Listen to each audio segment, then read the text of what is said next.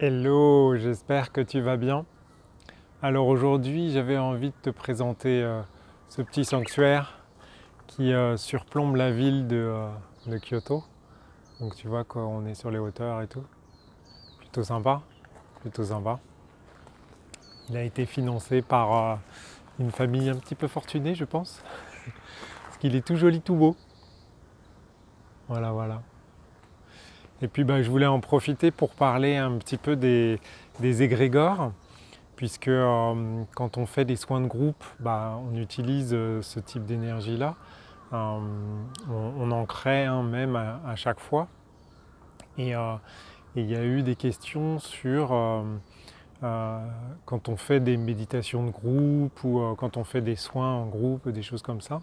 Eh bien, les, les- il y a des énergies parasites ou il y a des énergies négatives qui peuvent s'octroyer l'égrégore et puis venir faire des choses pas terribles avec ou des choses comme ça.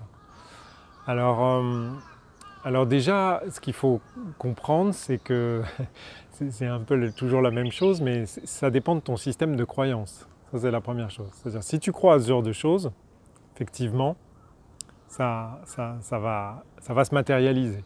Ça, c'est le premier point. Le deuxième point, c'est que quand on fait, euh, quand on fait quelque chose dans sa vie, quoi qu'on fasse, on a toujours des énergies parasites qui viennent. D'accord. Donc quand on dit des énergies parasites, ça veut dire quoi? Ça veut dire des énergies qui sont soit incarnées par l'intermédiaire, là on entend les corbeaux, ça peut être des animaux, ça peut être des êtres humains. Donc c'est des gens qui ont une énergie qui, quand ils sont à contact avec toi, en fait ils te pompent. D'accord. Des gens ou autre chose. D'accord. Ensuite, ça peut être des énergies qui ne sont pas incarnées, c'est-à-dire des énergies qui sont, on va dire, un peu comme un gaz dans l'atmosphère, tu vois, comme un courant d'air froid dans la mer ou des choses comme ça. Des choses qui sont là. Et puis, en fait, pour survivre, ils vont avoir besoin d'énergie. Et pour pouvoir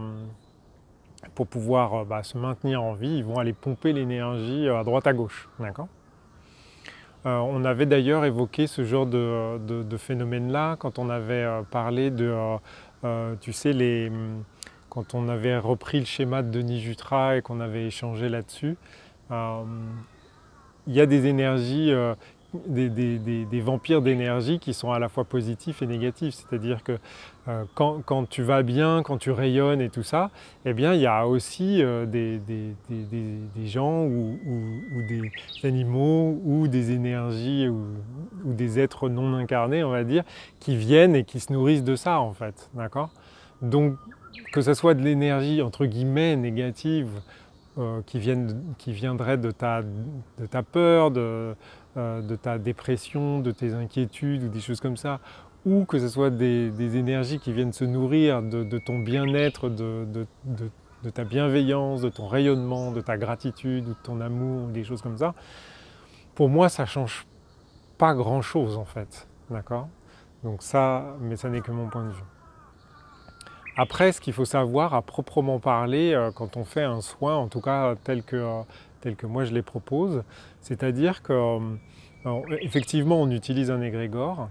Après, la manière dont on le construit, euh, ça a une incidence un peu forte. C'est-à-dire que je ne sais pas comment sont faites les méditations de groupe et tout ça, et je ne sais pas ce que font les thérapeutes qui utilisent ce genre de sessions de groupe.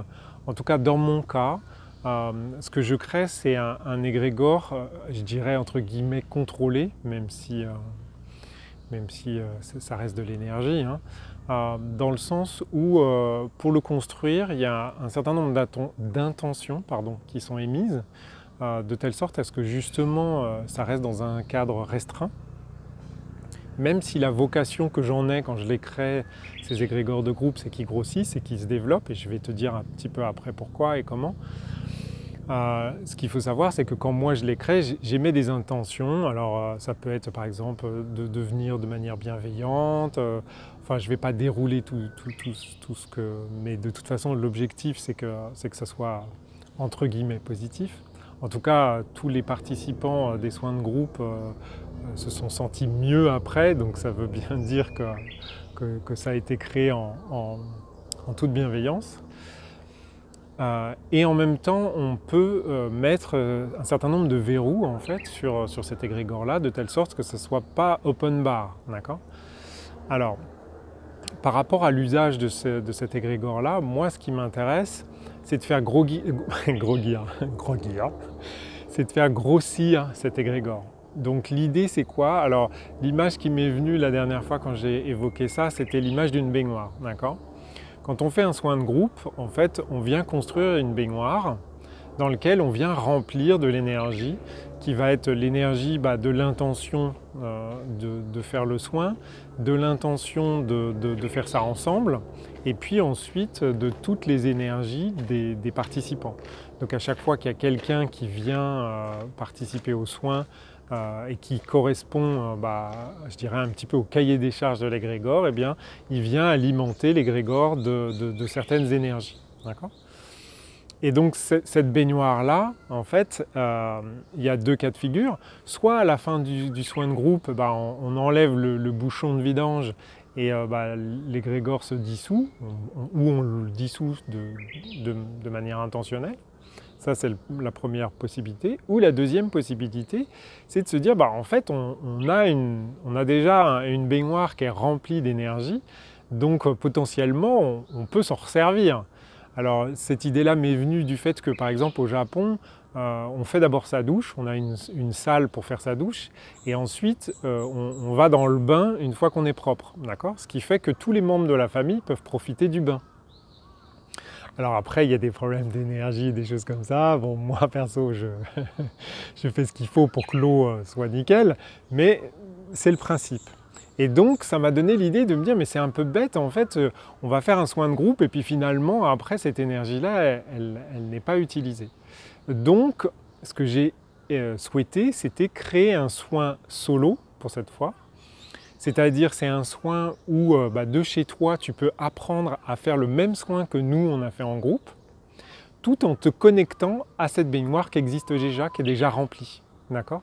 Ce qui fait que quand toi, tu fais le soin chez toi, tu n'as pas besoin déjà de te créer ton propre égrégore de soins, qui de toute façon va se créer du fait que tu fais le soin, mais tu seras toute seule ou tout seul dans ta pièce, et par conséquent, ça sera forcément moins puissant. En revanche, là, dans les soins que je propose, c'est-à-dire le soin en solo, eh bien, tu viens te connecter directement à cette baignoire qui est déjà pleine.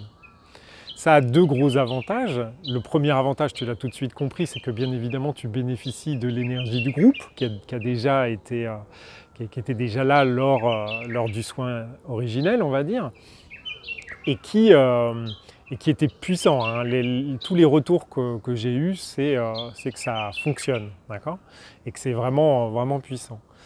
Donc ça, c'est le premier gain que toi tu as directement. Et le deuxième gain, c'est pour l'égrégore en lui-même, puisque l'égrégore va continuer de grossir. Et ça, c'est ce qui m'intéresse, c'est-à-dire que de pouvoir faire un égrégore de bienveillance qui grossit de plus en plus, de telle sorte à ce que n'importe qui respecte le cahier des charges de l'égrégore, eh bien, puisse venir se ressourcer, en fait, faire un soin et profiter de ce potentiel de puissance.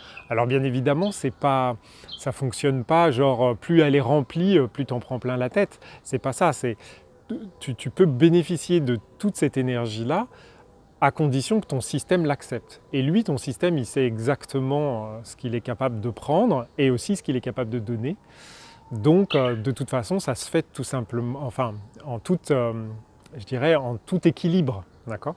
Mais d'un autre côté, si ton système il est capable d'absorber beaucoup, c'est-à-dire que si tu es dans une phase de transformation qui est capable d'accepter beaucoup d'évolutions, de changements, dans ce cas-là, tu as un vrai levier, probablement beaucoup plus puissant que si tu l'avais fait toute seule ou tout seul dans ton coin.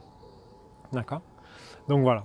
Donc je crois que j'ai répondu à toutes les questions, l'égrégore, la capacité de l'utiliser et comment moi je l'utilise avec les soins.